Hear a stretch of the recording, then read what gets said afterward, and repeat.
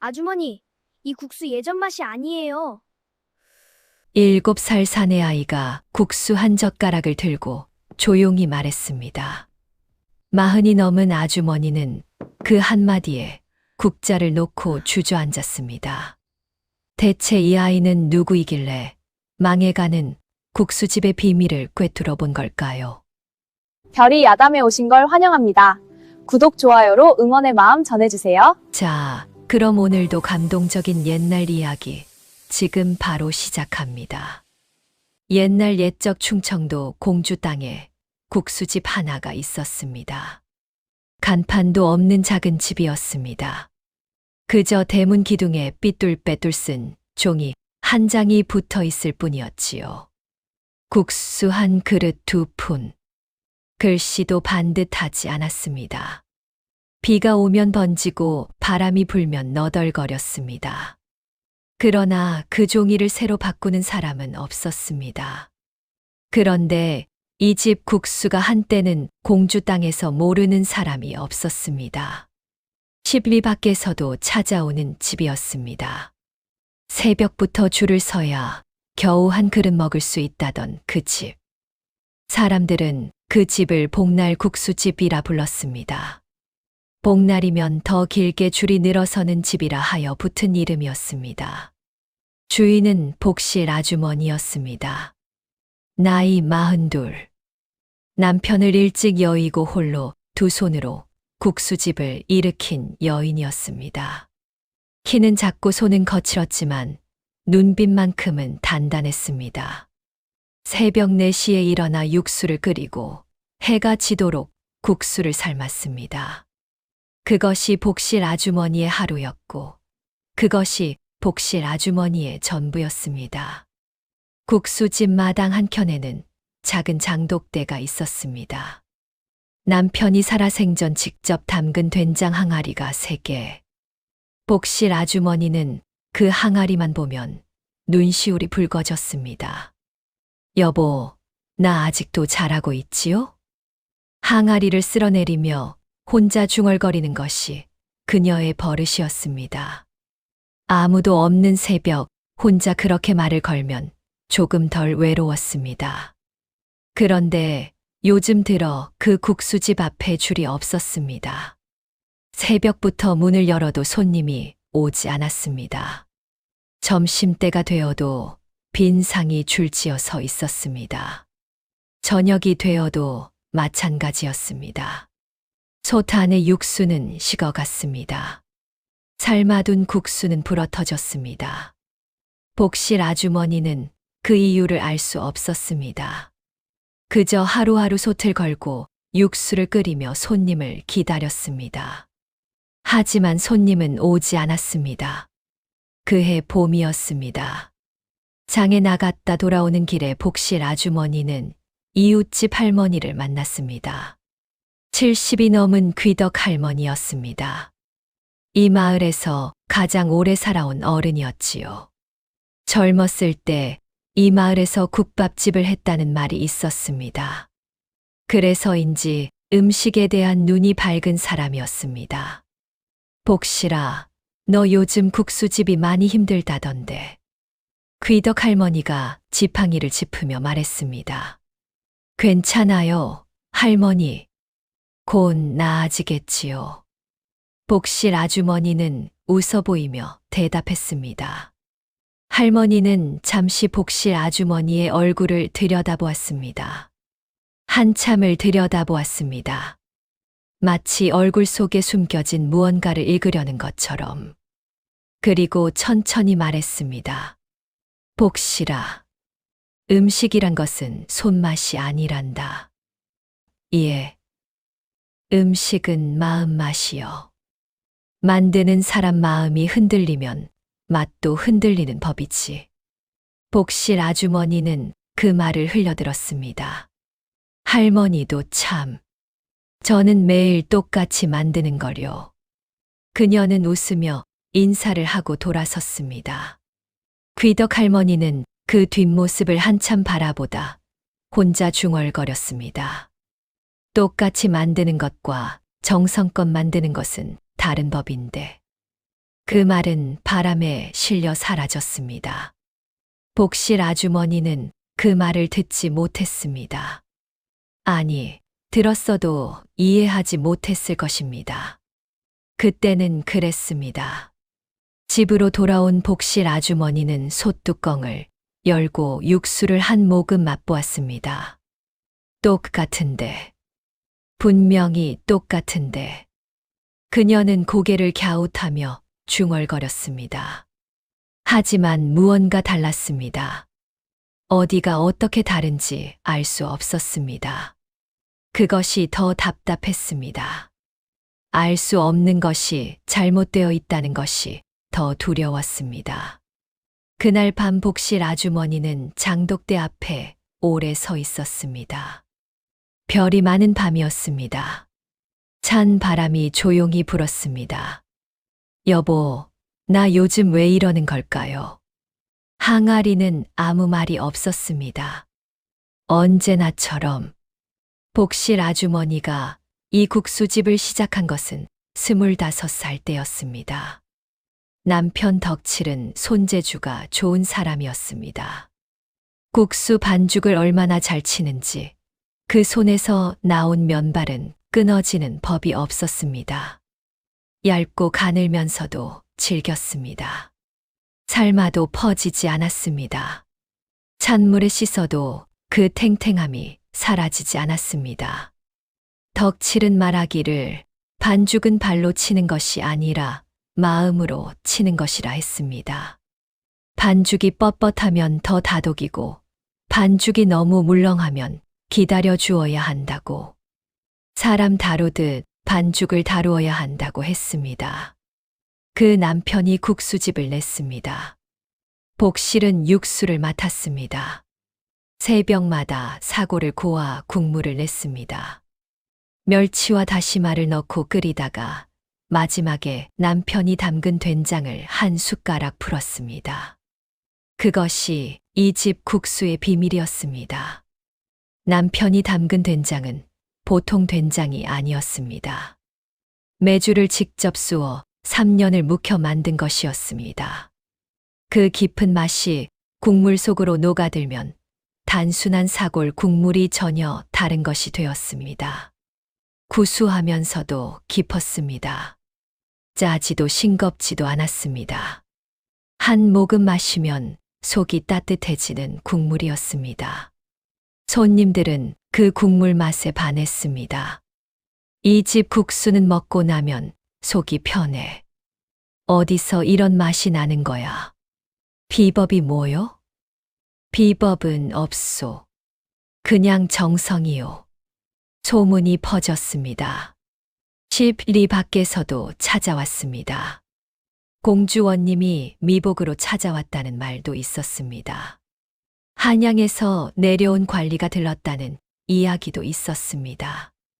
부부는 새벽에 같이 일어나 같이 일했습니다.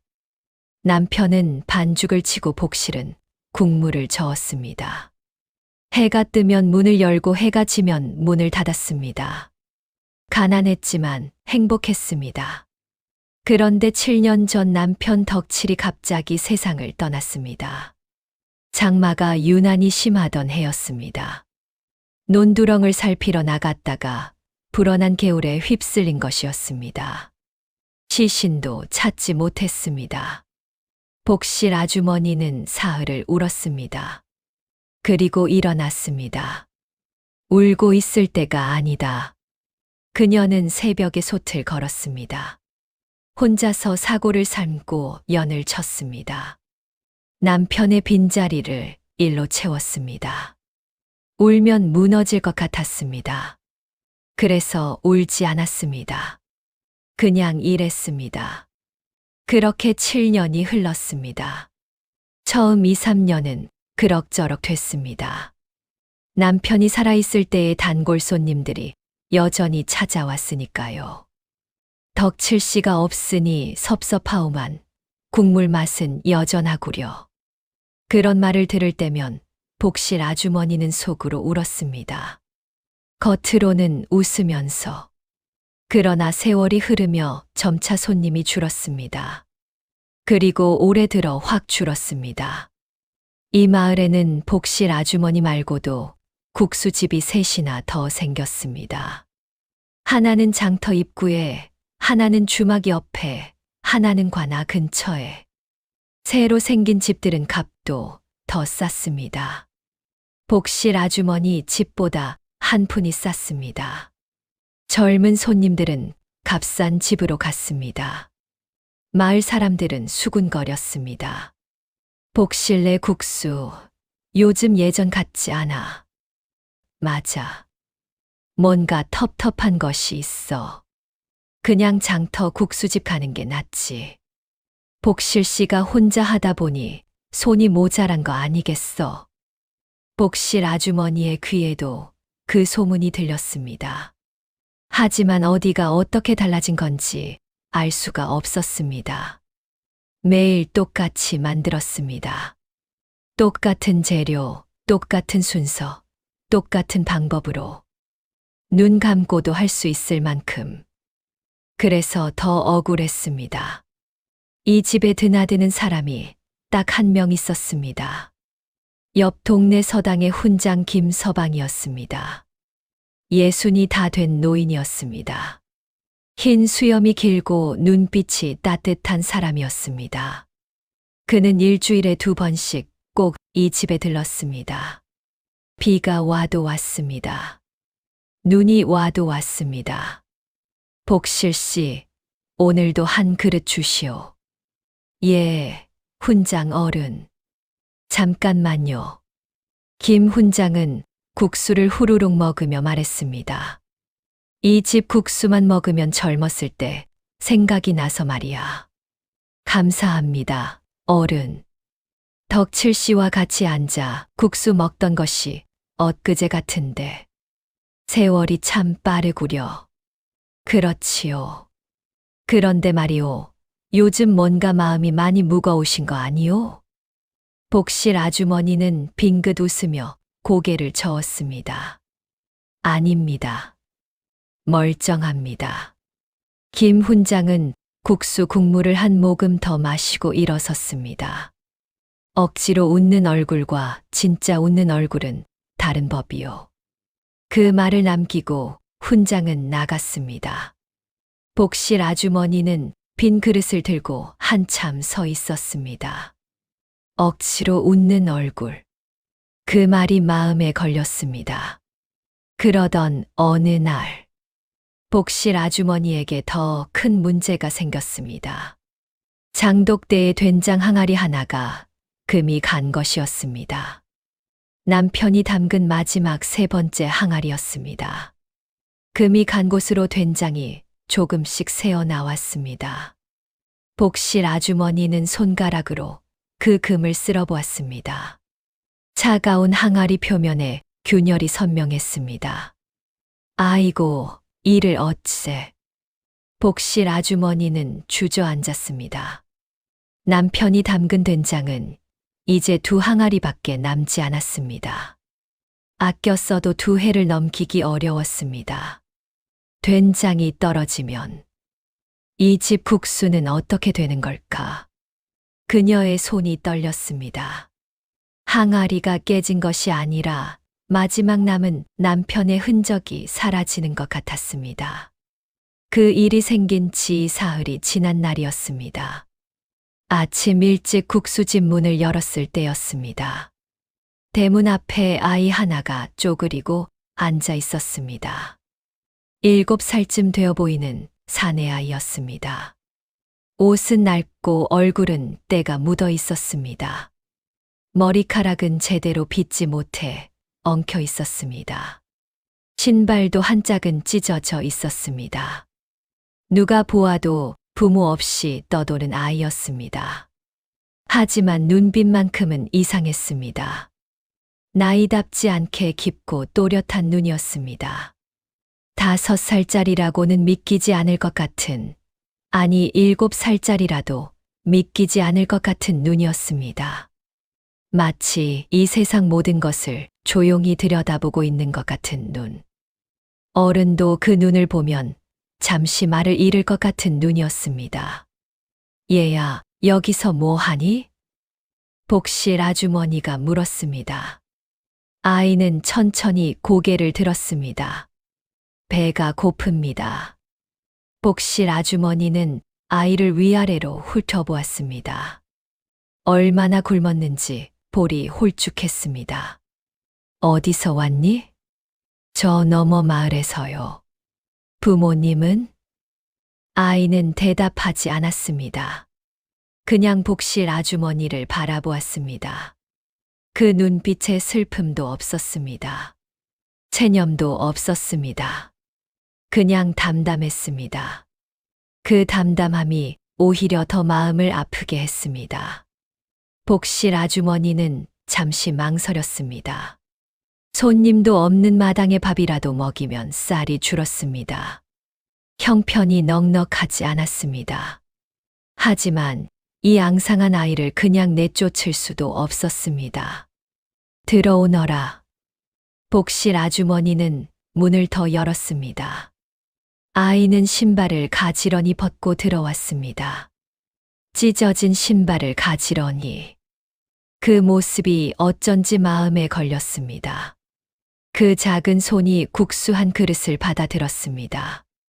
아이는 젓가락을 들었다가 멈췄습니다. 국물을 한번 들여다보았습니다. 코를 살짝 킁킁거렸습니다. 그리고 한 젓가락을 조심스럽게 입에 넣었습니다. 잠시 침묵이 흘렀습니다. 아이는 씹지도 않고 그냥 면발을 혀 위에 올려놓은 것 같았습니다. 그러다가 천천히 삼켰습니다. 아주머니. 아이가 입을 열었습니다. 응. 이 국수. 예전 맛이 아니에요. 복실 아주머니의 손이 멈췄습니다. 복실 아주머니는 아이를 내려다보았습니다. 7살짜리 아이가 국수 한 젓가락 먹고 예전 맛이 아니라고 합니다. 얘야, 너 이 집 국수를 먹어본 적 있니? 예. 2번 먹어봤어요. 언제? 한 번은 3살 때요. 아버지 손 잡고 왔었어요. 또 한 번은 5살 때 혼자 왔었어요. 복실 아주머니는 어이가 없었습니다. 3살 때 먹은 맛을 기억한다고요? 5살 때와 지금이 다르다고요? 3살이면 말도 제대로 못하는 나이 아닙니까? 그 어린 나이에 먹은 국수 맛을 기억한다는 것이 말이 됩니까? 얘야, 내가 지금 무슨 말을 하는지 알고 하는 거니? 복실 아주머니의 목소리가 살짝 높아졌습니다. 아이는 눈을 깜빡이며 말했습니다. 예. 5살 때 먹었을 때는 국물이 더 맑고 깊었어요. 지금은 뭔가 탁한 것이 있어요. 그리고 면발도 그때보다 조금 더 두꺼워요. 그때 면발은 씹으면 탱탱한데 부드럽게 풀리는 느낌이었는데 지금은 그 느낌이 좀 달라요. 복실 아주머니의 얼굴이 굳었습니다. 어디서 이런 아이가 나타난 것인지. 배가 고파 찾아온 아이가 밥 얻어먹으면서 음식 품평을 하다니. 그러면 내가 더 잘 만드냐? 복실 아주머니가 퉁명스럽게 말했습니다. 아이는 고개를 저었습니다. 아니요. 저는 만들 줄 몰라요. 그냥 맛이 느껴지는 것뿐이에요. 느껴진다고? 예. 이 국물에는 된장이 들어가 있는데요. 그 된장이 예전 것하고 달라요. 예전 것은 훨씬 오래된 것이었어요. 오래 묵을수록 된장은 깊어지거든요. 지금 것은 묵은 게 맞긴 한데 예전 것보다는 덜해요. 복실 아주머니의 눈이 커졌습니다. 된장 항아리 이야기를 아무에게도 한 적이 없었습니다. 금이 간 항아리를 버리고 새 항아리를 열었다는 것을. 세계 중 가장 오래된 첫 번째 항아리가 깨지고 2번째 항아리를 열었다는 것을. 너 어떻게 그걸 알았니? 복실 아주머니의 목소리가 낮아졌습니다. 아이는 담담하게 말했습니다. 맛으로요. 복실 아주머니는 잠시 말을 잃었습니다. 아이를 내려다보았습니다. 아이는 눈을 피하지 않았습니다. 그러다가 복실 아주머니는 고개를 저었습니다. 아니야. 이 아이가 무슨 소리를 하는 거야. 7살짜리가. 그녀는 스스로를 타일렀습니다. 배고픈 아이가 이것저것 짓거리는 것이라고. 어린 것이 어른 흉내를 내는 것이라고. 우연히 맞은 것일 뿐이라고. 하지만 마음 한켠이 자꾸 걸렸습니다.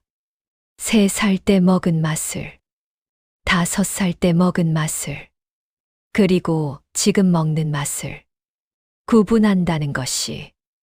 국수를 다 먹은 아이가 그릇을 내려놓았습니다. 두 손으로 공손하게 내려놓았습니다. 감사합니다. 아이는 일어서려 했습니다. 잠깐만. 복실 아주머니가 불렀습니다. 예. 복실 아주머니는 팔짱을 끼고 아이를 바라보았습니다. 마음속에서 무언가 갈등했습니다. 믿고 싶지 않은 마음과 믿어야 할 것 같은 마음이 싸웠습니다. 한 가지만 더 물어보자. 이 국수를 어떻게 하면 예전 맛으로 돌아갈 것 같니? 아이는 잠시 생각하더니 말했습니다. 된장 항아리를 가장 오래된 것으로 바꾸면 조금 나아질 것 같아요. 그런데 그것만으로는 안 될 것 같아요. 그것만으로는 안 된다고. 그럼 또 뭐가 문제야? 복실 아주머니의 목소리에 날이 섰습니다. 억울함도 있었고 두려움도 있었습니다. 아이는 잠시 머뭇거렸습니다. 말해도 될지 안 될지 재는 것 같았습니다. 그러다가 입을 열었습니다. 아주머니가 요즘 많이 슬프신 것 같아요. 그 한마디에 복실 아주머니의 눈이 흔들렸습니다. 슬프다고? 내가 왜 슬퍼? 목소리가 떨렸습니다. 아이는 조용히 덧붙였습니다. 슬픈 마음으로 만든 음식은 슬픈 맛이 나요. 잠시 멈추었다가 덧붙였습니다.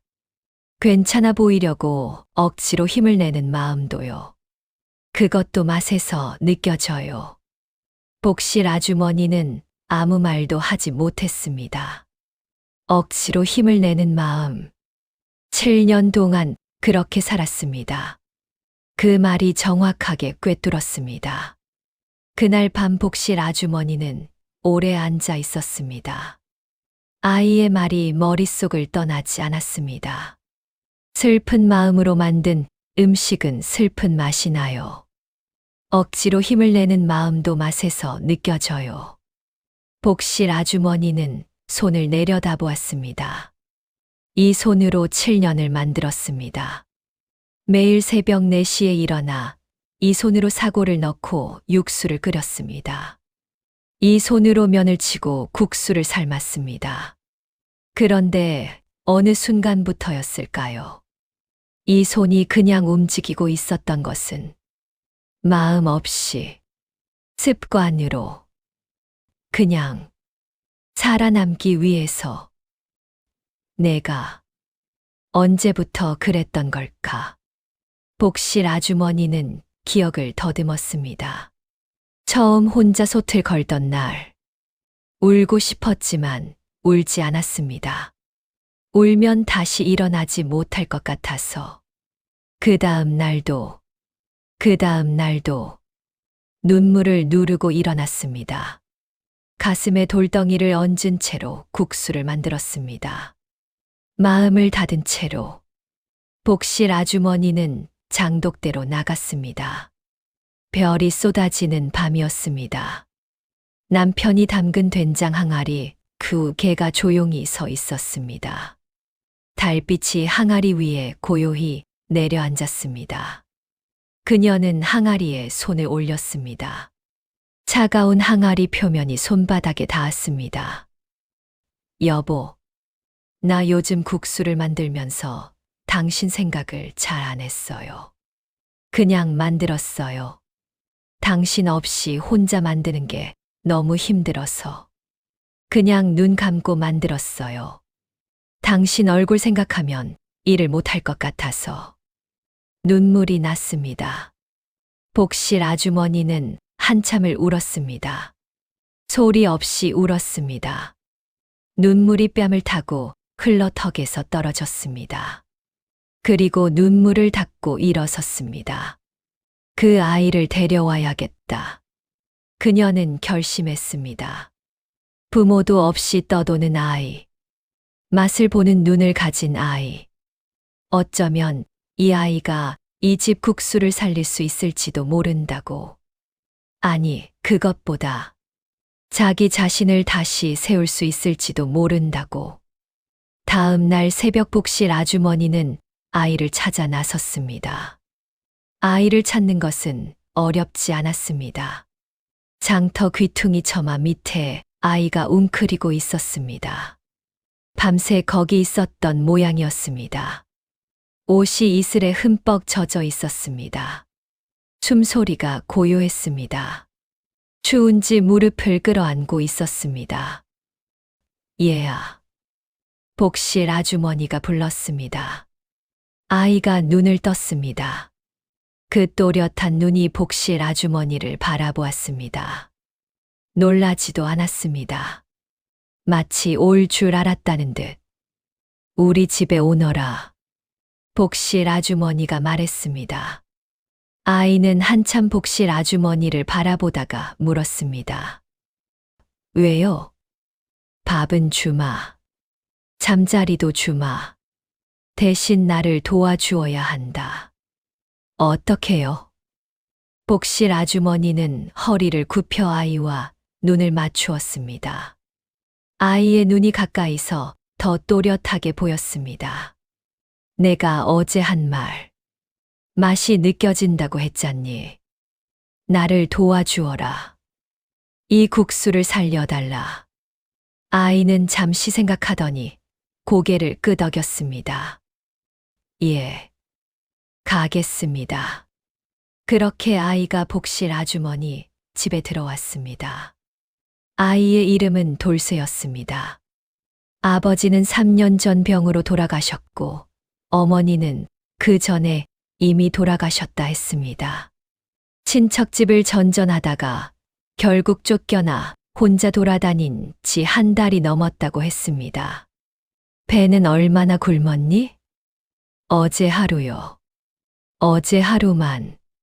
전날은 고구마를 하나 얻어 먹었어요. 복실 아주머니는 말없이 밥을 지었습니다.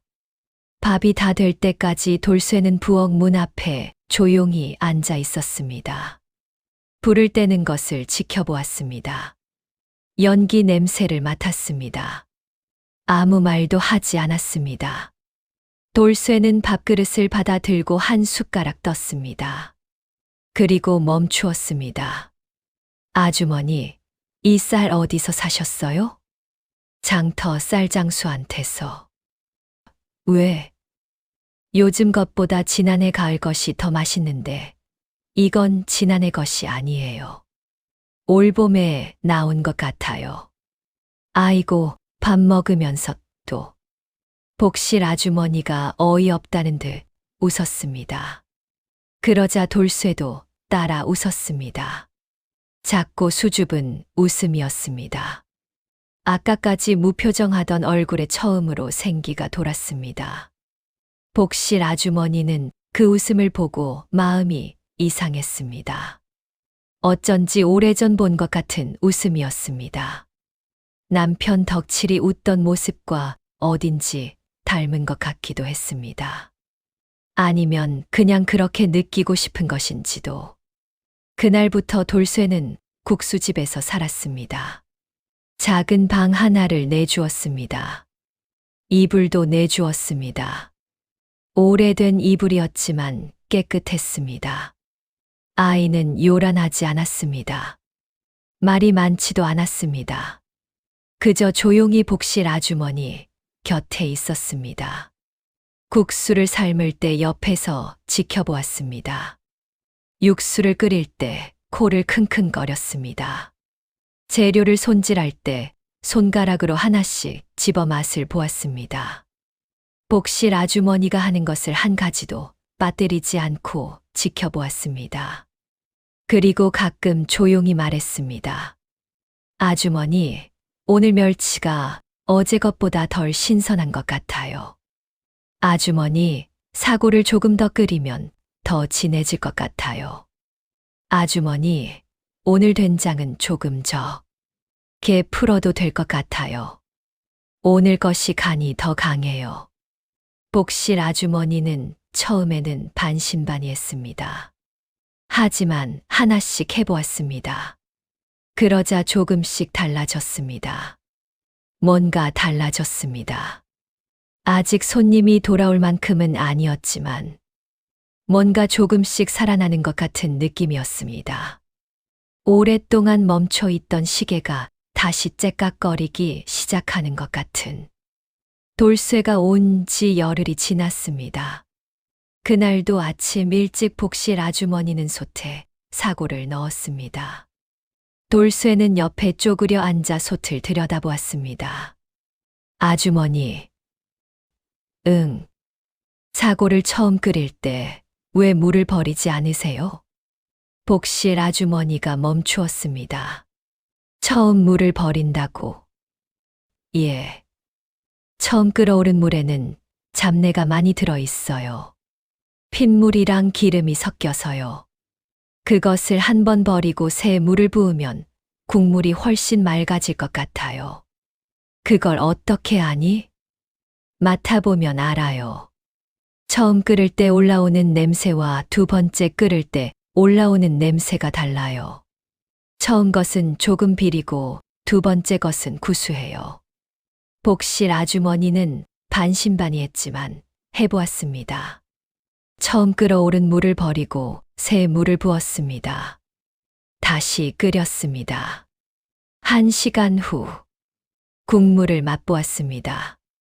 세상에, 복실 아주머니의 눈이 커졌습니다. 맑았습니다.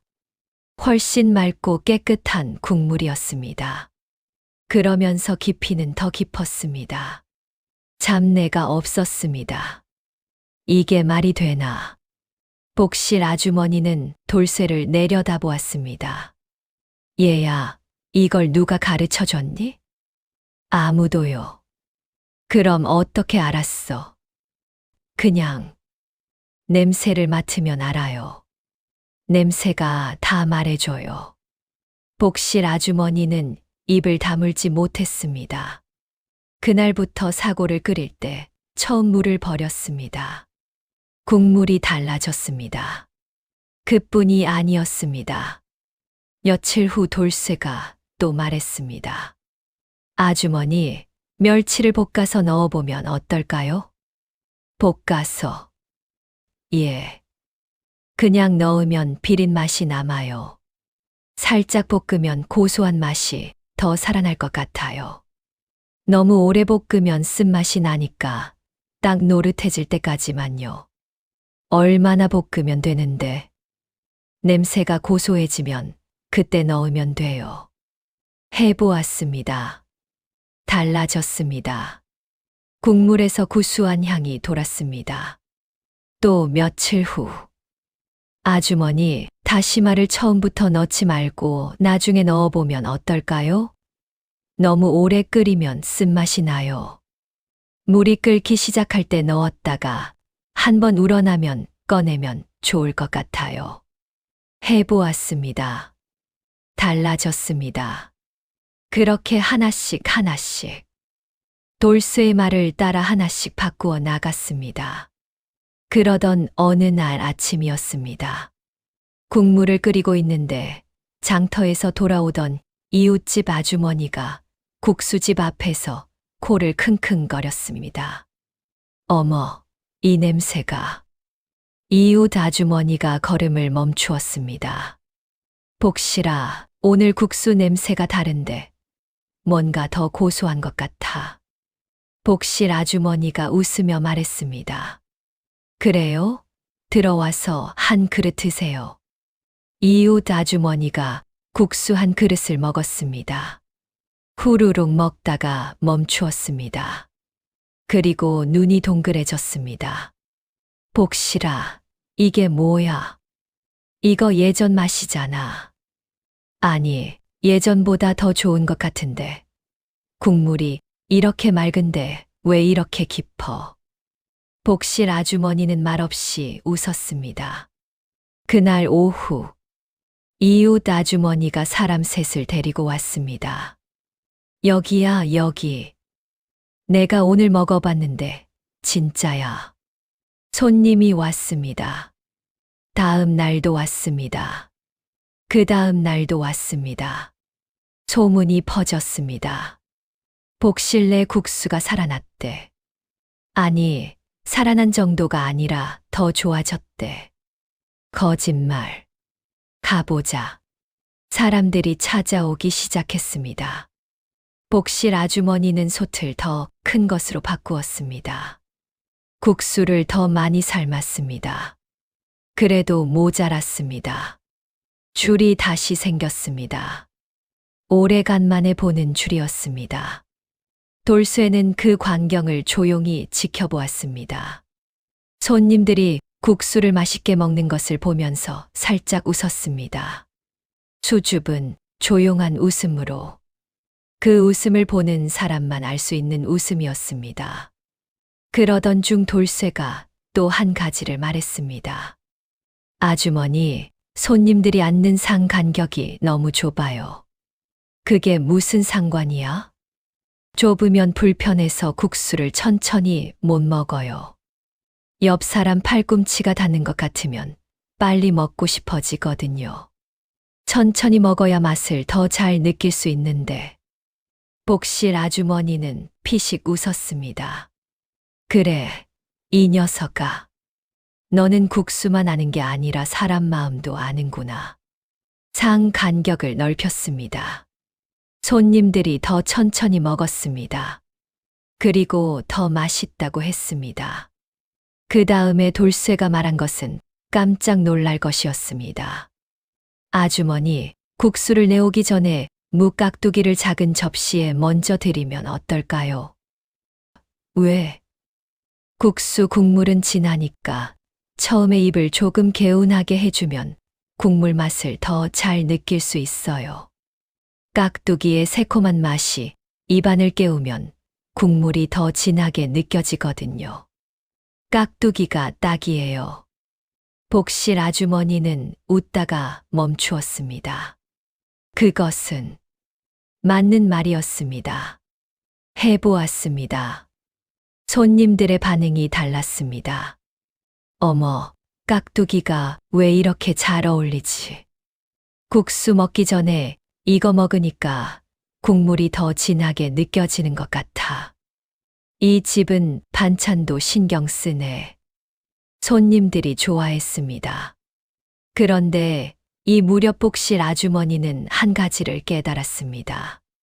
돌쇠가 국수집을 살리고 있는 것만이 아니었습니다. 자기 자신이 달라지고 있었습니다. 아침에 솥을 걸 때 예전과 달랐습니다.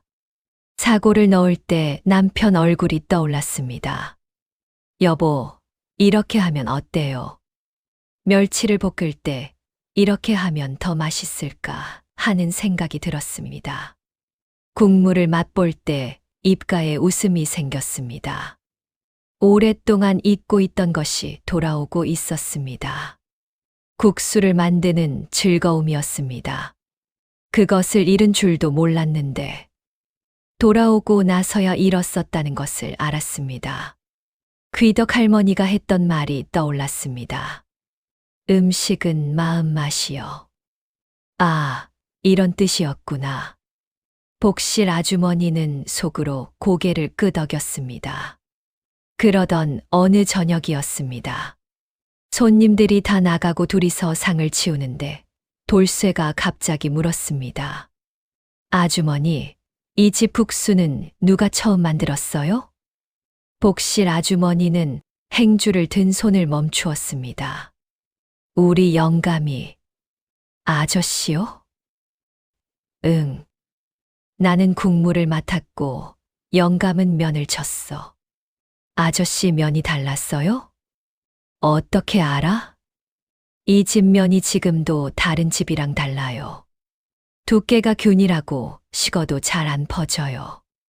그런데 살짝 뭔가 비어있는 것 같은 느낌이 있어요. 있어야 할 무언가가 아직 완성되지 않은 것 같은. 복실 아주머니는 가슴이 뭉클했습니다. 면 반죽할 때 영감이 하던 손버릇이 있었는데 반죽을 치는 방향이라든가 힘을 주는 방식이라든가 내가 그걸 잘 모르거든. 영감이 살아있을 때 같이 해본 적이 없어서. 돌쇠는 고개를 끄덕이며 말했습니다. 가르쳐 주실 수 있는 분이 계세요? 복실 아주머니는 한참 생각했습니다. 남편에게 국수를 배운 사람, 남편의 손버릇을 아는 사람, 함께 국수를 만들어 본 사람, 한 명 있어. 영감 사형이 있는데 지금은 청주 쪽에 가 계셔. 멀어. 찾아가 보면 어때요? 복실 아주머니는 돌쇠를 내려다보았습니다. 이 아이는 왜 이렇게 당연한 말을 당연하게 하는 걸까요? 이 아이가 없었으면 그런 생각도 못했을 것 같았습니다. 아니, 하려고 해도 못했을 것 같았습니다. 그래야겠구나. 복실 아주머니는 고개를 끄덕였습니다. 소문은 공주 읍내까지 퍼졌습니다. 복실내 국수가 돌아왔다. 아니, 예전보다 더 좋다더라. 직접 먹어봤는데 진짜야. 국물이 다르더라고. 무슨 비법이 있는 거야? 모르지. 근데 맛이 달라진 건 확실해. 읍내에서도 사람들이 찾아왔습니다. 장사꾼들이 찾아왔습니다. 지나가던 양반들이 들렀습니다. 심지어 멀리서 공주를 지나가는 길에 일부러 들르는 사람도 생겼습니다. 복실 아주머니는 눈코 뜰 새 없이 바빴습니다. 하루에 국수를 100그릇 넘게 팔았습니다. 전에는 많아야 15그릇이었는데 소치 빌 틈이 없었습니다.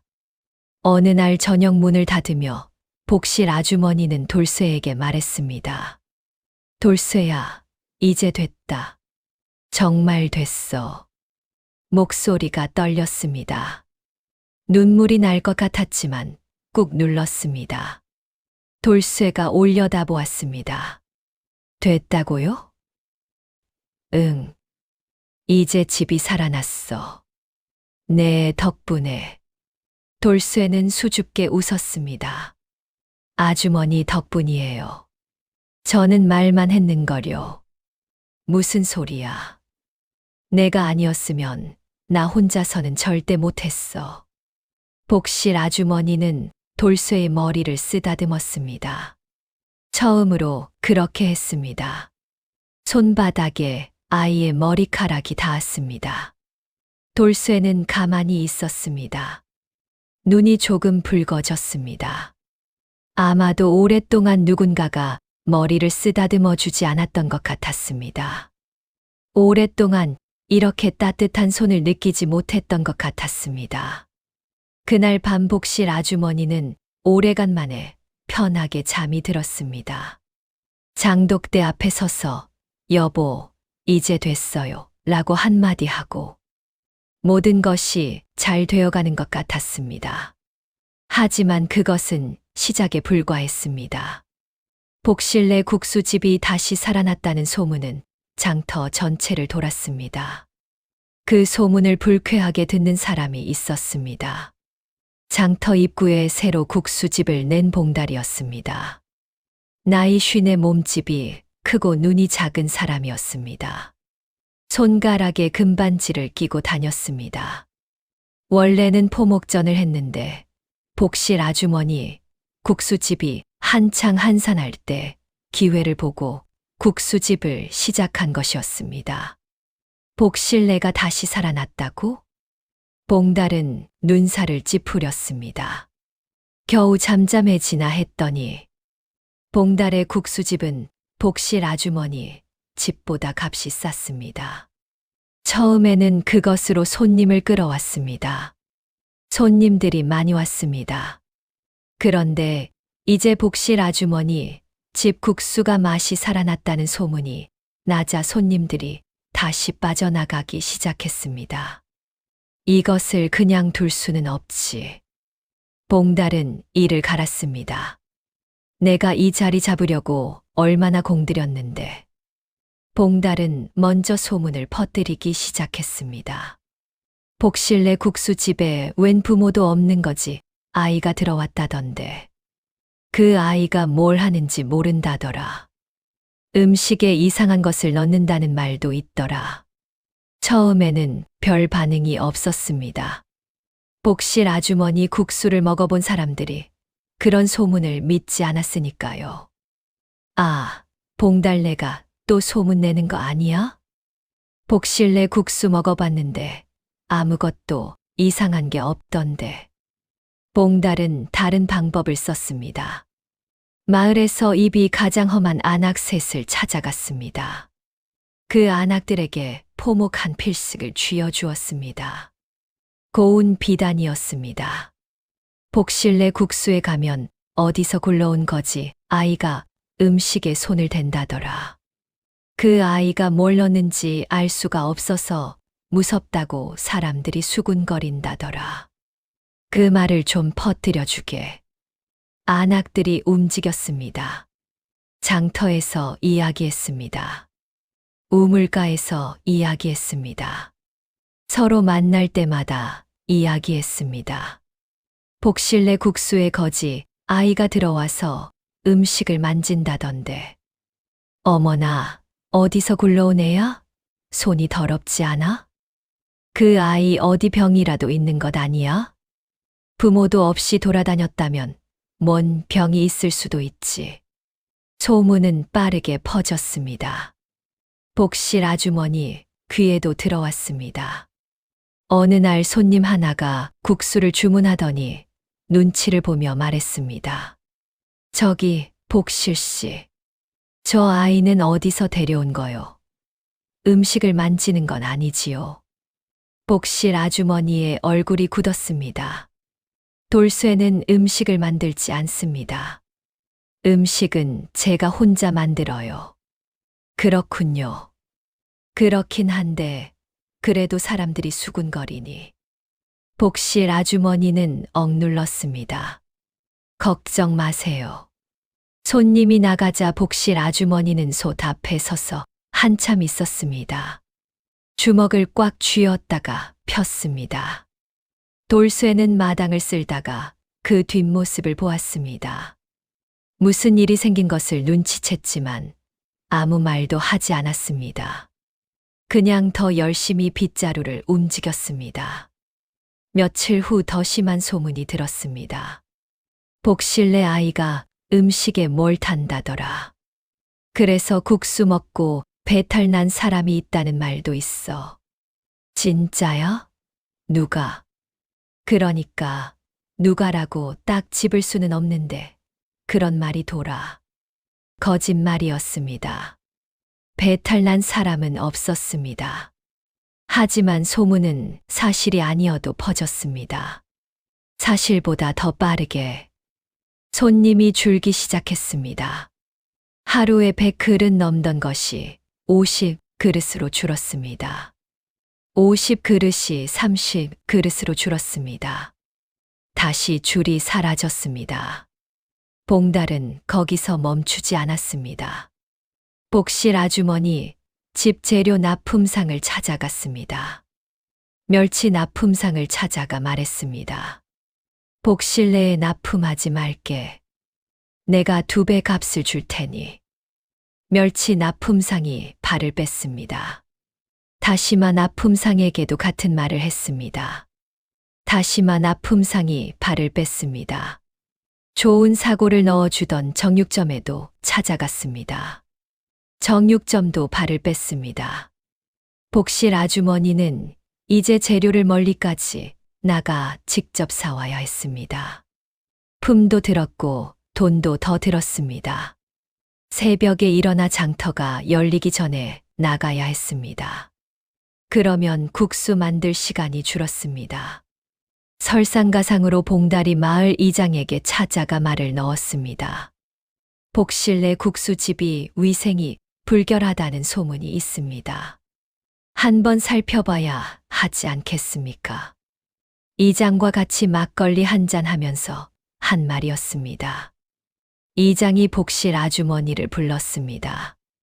복실 씨, 소문이 자꾸 나도는데 저 아이 좀 내보내는 것이 어떻겠소? 복실 아주머니의 눈이 서늘해졌습니다. 이장 어른, 그 소문이 어디서 나왔는지 알고 계십니까? 그거야 모르지만 소문이 계속 나도니까. 돌쇠는 음식에 손도 안 댑니다. 그 아이를 내보내라 하시면 저도 이 집을 닫겠습니다. 이장이 당황하며 물러났습니다. 아, 그렇게까지야. 알겠소, 알겠어. 하지만 복실 아주머니 속은 타들어갔습니다. 안으로 타들어갔습니다. 그날 밤 돌쇠가 복실 아주머니를 찾아왔습니다. 아주머니, 응, 제가 나가면 되겠어요? 복실 아주머니는 돌아보았습니다. 돌쇠의 눈이 흔들리지 않았습니다. 담담했습니다. 오히려 그 담담함이 더 마음을 아프게 했습니다. 이 아이는 쫓겨나는 것에 익숙한 것이었습니다. 그것이 더 아팠습니다. 무슨 소리야? 복실 아주머니가 말했습니다. 너 때문에 소문이 나는 게 아니야. 누군가가 일부러 그러는 거야. 알아요. 봉달 아저씨요. 복실 아주머니가 눈을 크게 떴습니다. 어떻게 알았어? 장터에서 들었어요. 봉달 아저씨가 납품상 아저씨들한테 찾아간다는 것도요. 아저씨들이 서로 이야기하는 것을 들었어요. 복실 아주머니는 입술을 꽉 물었습니다. 알고 있었군요. 이 아이는 다 알면서 아무 말도 하지 않고 있었던 것입니다. 돌쇠가 다시 말했습니다. 그래도 제가 나가면 안 돼. 복실 아주머니가 단호하게 잘랐습니다. 너는 이 집 사람이야. 아무도 너를 내보낼 수 없어. 돌쇠는 잠시 입을 다물었다가 물었습니다. 왜요? 그 한마디에 복실 아주머니는 답을 못했습니다. 왜인지 설명하기가 어려웠습니다. 그냥 안 된다고만 알았습니다. 복실 아주머니는 대신 돌쇠 머리를 한번 쓰다듬고 일어섰습니다. 돌쇠는 그 등을 바라보았습니다. 그러나 봉달의 공세는 거기서 멈추지 않았습니다. 그는 더 큰 술을 꺼내 들었습니다. 봉달의 아내가 관아에 고발장을 넣었습니다. 복실 내 국수집이 신원불명의 아이를 두고 불법으로 음식을 팔고 있습니다. 그 아이가 음식에 무엇을 넣는지 알 수 없어 마을이 불안합니다.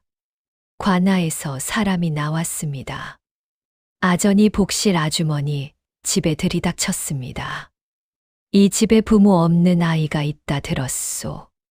그 아이의 신원을 소명하시오. 복실 아주머니는 당황했습니다. 돌쇠의 신원. 아버지의 성함과 고향 말고는 아무것도 없었습니다. 아이가 한 달을 떠돌았으니 아는 사람이 있을지도 몰랐습니다. 사흘을 드리겠소. 소명하지 못하면 이 아이를 관아에서 맡아 처리하겠소. 아전이 나갔습니다. 복실 아주머니는 그 자리에 주저앉았습니다. 돌쇠를 데려간다고요. 관아에서 처리한다고요. 사흘이 흘렀습니다. 복실 아주머니는 사방으로 손을 써봤습니다. 이웃들에게 물어봤습니다.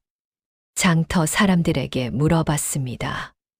돌쇠의 아버지를 아는 사람을 찾아봤습니다. 하루에 국수를 팔면서도 손님들에게 물어봤습니다. 하지만 아무도 몰랐습니다. 돌쇠가 왔다던 마을에도 가봤습니다. 10리 길을 걸어갔습니다. 그 마을에 돌쇠와 그 아버지를 아는 사람이 있다고 해서 달려갔습니다. 그런데 그 사람이 말했습니다. 아, 그 아이 아버지. 맞아, 최성만이라 했지. 병으로 죽었지. 그런데 그 집 친척들이 재산 정리하고 다 흩어졌는데 어디 갔는지 나도 모르오. 미안하오. 빈손으로 돌아왔습니다. 발이 무거웠습니다. 해가 뉘엿뉘엿 넘어가고 있었습니다. 복실 아주머니는 마당에 서 있었습니다. 하늘이 흐렸습니다. 장마 전 습한 바람이 불었습니다. 무언가 무거운 것이 하늘을 짓누르는 것 같았습니다. 돌쇠가 옆에 왔습니다. 언제 나왔는지 모르게 조용히 와 있었습니다. 아주머니. 복실 아주머니는 고개를 들지 못했습니다.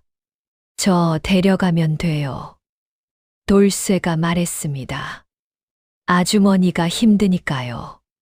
저 때문에 아주머니가 힘들면 안 되잖아요. 복실 아주머니는 고개를 들었습니다.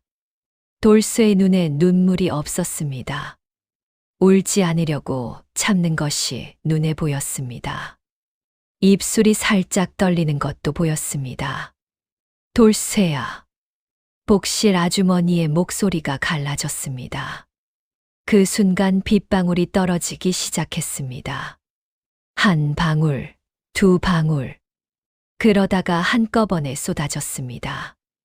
복실 아주머니는 무릎이 꺾였습니다. 주저앉았습니다. 빗속에서 울었습니다.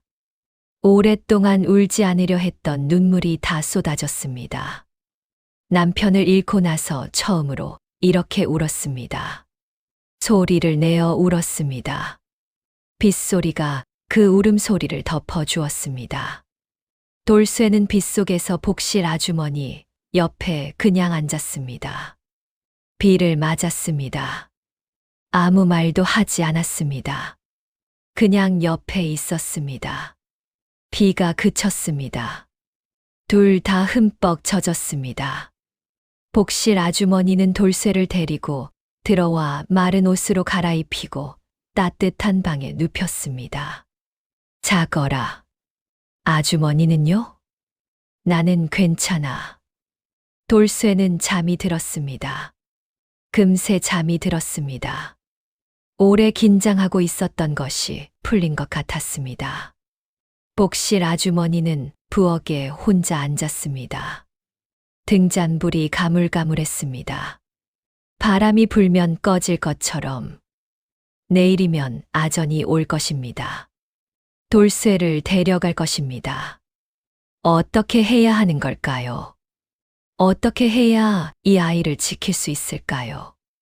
복실 아주머니는 남편의 된장 항아리가 있는 장독대 쪽을 바라보았습니다. 빗물이 마당을 흥건하게 적시고 있었습니다. 여보, 나 지금 어떻게 해야 해요? 당신이라면 어떻게 했겠어요? 대답이 없었습니다. 언제나처럼 그때 귀덕 할머니의 말이 떠올랐습니다. 음식은 마음 맛이요. 그리고 돌쇠가 처음 했던 말이 떠올랐습니다. 슬픈 마음으로 만든 음식은 슬픈 맛이 나요. 맛으로요. 맛으로. 이 아이는 맛으로 아는 아이입니다. 냄새로 아는 아이입니다. 눈에 보이지 않는 것을 감으로 아는 아이입니다. 복실 아주머니는 눈을 감았습니다. 그런데 이 아이의 신원을 아는 사람이 없다고요? 이 아이를 그냥 관아에 넘기라고요? 복실 아주머니는 벌떡 일어섰습니다. 아니야. 무언가가 떠올랐습니다. 돌쇠가 처음 왔을 때 했던 말. 한 번은 3살 때요. 아버지 손 잡고 왔었어요. 3살 때 이 집에 왔었다고 했습니다. 그러면 돌쇠 아버지가 이 집에 왔었다는 것입니다. 남편이 살아있을 때, 그리고 남편과 아는 사이였을 것입니다. 남편이 살아있을 때 이 집에 온 사람들, 그 중에 돌쇠 아버지를 아는 사람이 있을 것입니다.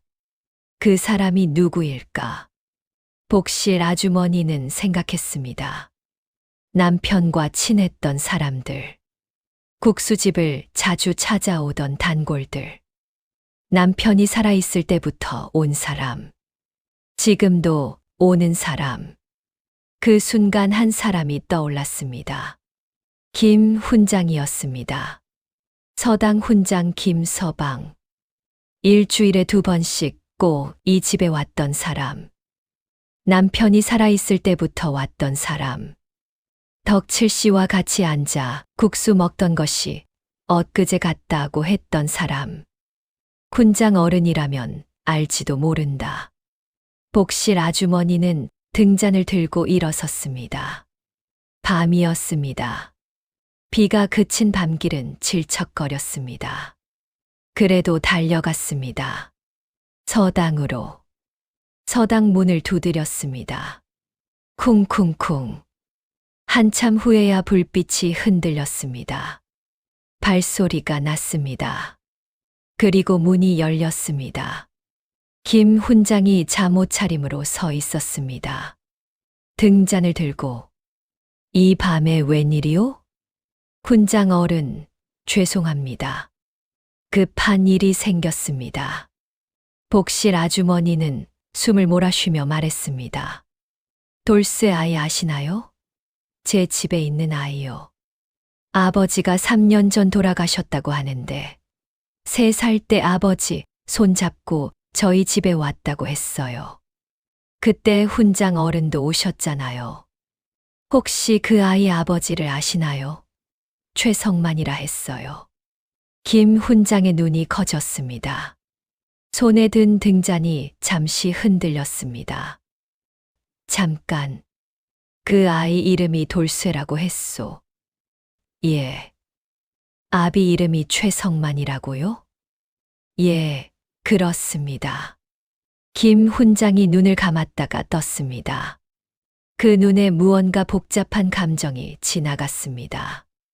알고 있소. 복실 아주머니의 심장이 쿵 내려앉았다가 다시 뛰었습니다. 김 훈장이 말했습니다. 최성만은 내 친구였소. 공주향교에서 함께 공부했지. 함께 과거를 준비했소. 그가 병으로 갔다는 소식을 들은 것이 3년 전이요. 그런데 아이가 어디 있는지 알 수가 없었소. 친척들에게 물어봤지만 아이를 본 사람이 없다 하여 그냥 둔 것이요. 그 아이가 살아 있었군. 그리고 복실 씨 댁에 있었던 것이고. 그러면 훈장 어른이 신원을 증명해 주실 수 있습니까? 내일 아전이 옵니다. 그것뿐이 아니요. 김 훈장이 차분하게 그러나 단호하게 말했습니다. 최성만은 언젠가 내게 이런 말을 했소. 만일 자기가 먼저 가게 된다면 아들을 부탁한다고. 그것이 유언이나 다름없었소. 그런데 내가 그 약속을 지키지 못했구려. 복실 아주머니의 눈에서 눈물이 흘렀습니다. 훈장 어른의 눈도 붉어졌습니다. 지금이라도 늦지 않았소. 내가 가겠소. 내일 아침 일찍 아전이 올 것입니다. 그렇다면 날이 밝는 대로 같이 가겠소. 내가 직접 보증하겠소. 복실 아주머니는 고개를 숙였습니다. 감사합니다, 어른. 다음 날 아침 해가 뜨자마자 아전이 복실 아주머니 집에 왔습니다. 뒤에 봉달도 따라왔습니다. 아무도 오라 하지 않았는데 왔습니다. 어떻게 됐소? 신원 소명이 됐소. 봉달이 능글맞게 웃으며 말했습니다. 금반지 낀 손을 부지런히 비볐습니다. 복실 아주머니가 대문을 열었습니다. 들어오십시오. 마당 안에 김 훈장이 서 있었습니다. 흰 도포를 입고 서 있었습니다. 그 옆에 돌쇠가 있었습니다. 봉달의 얼굴이 순간 굳었습니다. 김 훈장이 관아 아전에게 정중하게 읍했습니다. 내가 이 아이의 보증이니요. 이 아이 아비는 내 친우 최성만이요. 공주향교에서 함께 공부했고 이 마을 인근에서 10년을 살았소. 나는 최성만과 형제처럼 지낸 사이요. 그가 죽기 전에 이 아이를 부탁하였소. 내가 이 아이의 신원을 보증하겠소. 부족하다면 향교에 가서 확인하셔도 좋소. 아전이 고개를 끄덕였습니다. 군장 어른이 보증하신다면 더 이상 따질 것이 없습니다. 봉달의 얼굴이 더 굳었습니다. 눈이 작아졌습니다. 잠깐. 복실 아주머니가 앞으로 나섰습니다. 목소리가 차분했습니다. 아전나리, 한 가지 여쭤봐도 되겠습니까? 말씀하시오. 이 고발장을 누가 넣었는지 알 수 있습니까? 아전이 잠시 망설이다가 봉달을 흘끔 보았습니다. 봉달 씨 댁에서 넣었소. 복실 아주머니가 봉달을 바라보았습니다. 봉달 씨. 봉달이 시선을 피했습니다. 헛기침을 했습니다. 내가 묻겠습니다. 납품상들한테 돈을 주고 우리 집에 재료 넣지 말라 한 것도 봉달 씨요. 봉달이 목소리를 높였습니다. 그게 무슨 소리요? 억측도 유분수지. 내가 그런 짓을 왜 합니까? 그런데 그때였습니다. 마당 귀퉁이에서 목소리가 들렸습니다. 이웃집 아주머니였습니다. 그 뒤에 장터 사람들이 서 있었습니다. 몇 명이 문 밖에도 서 있었습니다. 소문을 듣고 모인 것이었습니다. 봉달 씨, 내가 직접 들었소. 멸치 납품상 최 씨가 앞으로 나왔습니다. 봉달 씨가 내게 2배 값을 줄 테니 복실내에 납품 끊으라 했소. 처음에는 했소. 그런데 양심에 찔려서 이제라도 말하는 거요. 다시마 납품상 박 씨도 나왔습니다. 나도 같은 말을 들었소. 이제 말 못하면 평생 찔릴 것 같아서. 정육점 주인도 나왔습니다. 나도요. 봉달 씨가 2배 값을 주겠다 했소. 마을 입이 험한 안악들도 앞으로 나왔습니다. 고개를 숙이며 봉달 씨가 포목 한 필씩 줬소. 복실내 국수에 이상한 것 넣는다는 소문 퍼뜨리라고. 저도요. 잘못했습니다, 복실 씨. 봉달이 발을 동동 굴렀습니다. 이게 다 무슨 소리요? 나는 아무것도 한 게 없소. 이것들이 지금 짜고 나를 음해하는 것이요. 그러나 아무도 믿지 않았습니다. 증인이 너무 많았습니다. 아전이 봉달을 바라보았습니다. 표정이 굳어 있었습니다. 봉달 씨, 이것은 타인의 생업을 고의로 방해하고 허위 사실을 유포한 것이요. 관아에 가서 사실대로 고하시오. 봉달의 어깨가 축 처졌습니다. 아전이 봉달의 팔을 잡았습니다. 봉달은 끌려가면서도 복실 아주머니를 향해 이를 갈았습니다. 두고 보시오. 복실 아주머니가 짧게 대답했습니다. 네. 봉달은 관아에서 혹독하게 조사를 받았습니다. 납품상들이 모두 증언했습니다. 안악들이 모두 증언했습니다. 봉달의 아내도 결국 사실대로 말했습니다. 결국 봉달은 무고죄와 업무방해 죄로 곤장 30대를 맞았습니다. 곤장 소리가 관아 밖까지 들렸다고 했습니다. 국수집은 문을 닫아야 했습니다. 쌓아놓은 돈도 배상금으로 나갔습니다. 포모 가게마저 이미 팔아버린 뒤라 봉달에게 남은 것이 없었습니다. 만신창이가 된 몸으로 마을을 떠나는 봉달을 아무도 붙잡지 않았습니다. 금반지도 뺏겼습니다. 손가락이 허전한 채로 걸어갔습니다. 탐욕으로 남의 밥줄을 끊으려 했던 자의 말로였습니다. 마당에 남은 사람들은 한동안 조용했습니다. 김 훈장이 돌쇠 앞에 쪼그려 앉았습니다.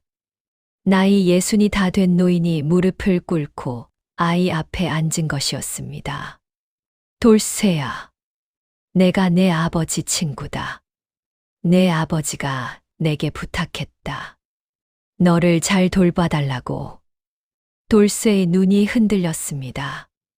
아버지가 훈장 어른을 아셨어요? 알다마다 내 친구였다. 좋은 사람이었어. 너를 많이 걱정했다. 돌쇠의 눈에서 눈물 한 방울이 떨어졌습니다. 그리고 또 한 방울.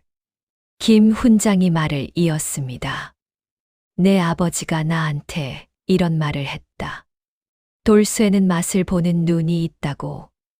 그 능력이 언젠가는 꼭 쓸 때가 생길 것이라고. 그리고 그 능력을 가진 사람은 반드시 좋은 곳에서 써야 한다고. 복실 아주머니는 입술을 깨물었습니다. 눈물이 고였습니다. 돌쇠 아버지는 알고 있었던 것입니다. 제 아들이 어떤 아이인지, 그 능력이 어떤 곳에서 쓰여야 하는지, 그래서 이 국수집에 데려왔던 것일지도 모릅니다. 3살 때, 5살 때, 훈장 어른, 복실 아주머니가 입을 열었습니다. 목소리가 떨렸습니다. 돌쇠를 제가 키우면 안 되겠습니까? 제 아들로 삼고 싶습니다. 마당이 조용해졌습니다. 김 훈장이 복실 아주머니를 바라보았습니다. 한참 바라보았습니다. 그리고 천천히 고개를 끄덕였습니다. 최성만이 들으면 좋아했을 것이오. 잘 됐소. 복실 아주머니가 돌쇠 앞에 쪼그려 앉았습니다. 눈을 맞추었습니다. 돌쇠야, 내 아들 해줄 수 있겠니? 돌쇠는 한참 복실 아주머니를 바라보았습니다. 그 또렷한 눈으로 한 번도 무너지지 않던 그 눈이 천천히 흔들렸습니다. 그러다가 고개를 끄덕였습니다. 예. 그 한마디에 복실 아주머니는 돌쇠를 꼭 안았습니다. 두 팔로 단단하게. 돌쇠는 처음에는 가만히 있다가 천천히 양팔을 올려 복실 아주머니 등을 감쌌습니다. 작은 팔로. 있는 힘껏. 마당에 있던 이웃들이 눈물을 닦았습니다. 김 훈장도 흰 소매로 눈가를 눌렀습니다. 세월이 흘렀습니다. 어느덧 10년이 지났습니다. 공주 땅 복실 내 국수집은 충청도에서 모르는 사람이 없는 집이 되었습니다. 한양에서도 공주에 오면 꼭 들른다는 집.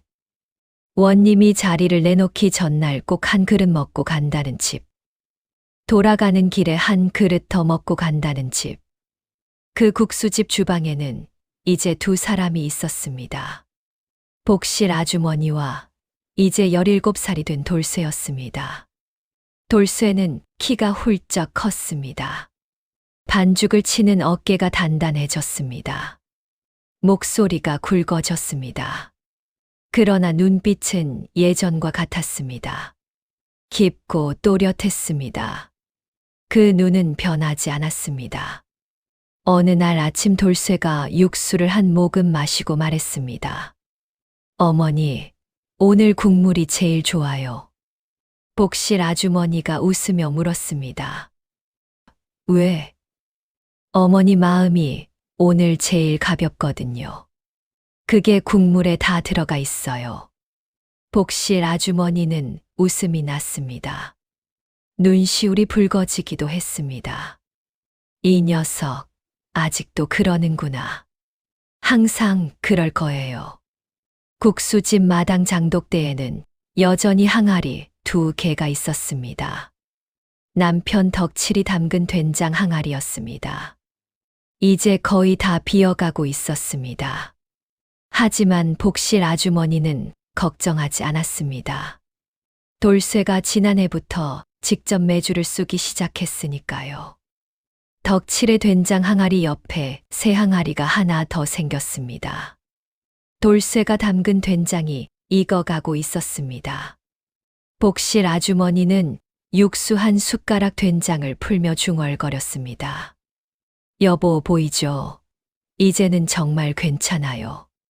봄 햇살이 마당을 가득 채웠습니다.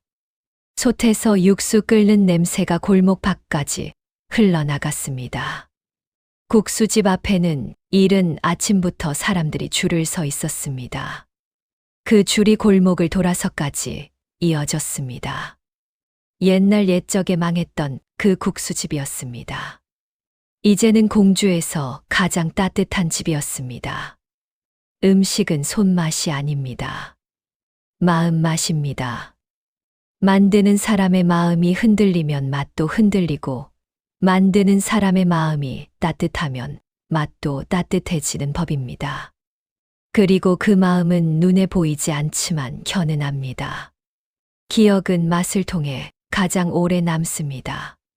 가장 힘든 순간, 가장 뜻밖의 곳에서 뜻밖의 사람이 나타나 우리를 일으켜 세우기도 합니다. 7살 아이의 한마디가 망해가던 국수집을 살리고 홀로였던 여인의 마음을 다시 따뜻하게 데웠습니다. 베풀면 돌아옵니다. 복실 아주머니가 굶주린 아이에게 내민 국수 한 그릇이 결국 국수집을 살리고 가정을 살린 것입니다. 작은 베풀미 큰 기적이 되었습니다. 하늘은 모두 보고 있으니까요.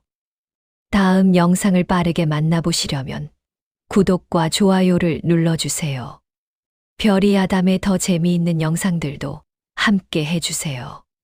지금 어디에서 듣고 계신지 댓글로 남겨주시면 계시는 곳에 행복을 가득 보내드리겠습니다.